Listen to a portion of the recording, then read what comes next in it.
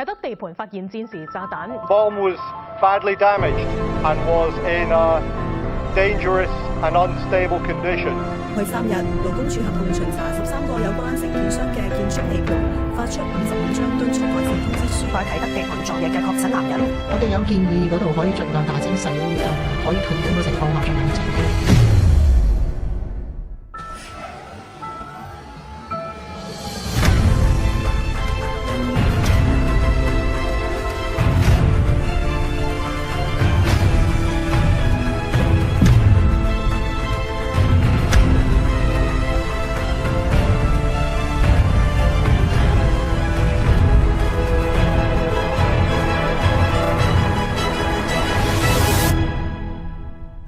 我做成9車食紙啊，搞唔搞掂啊？我哋有咩搞唔掂啊？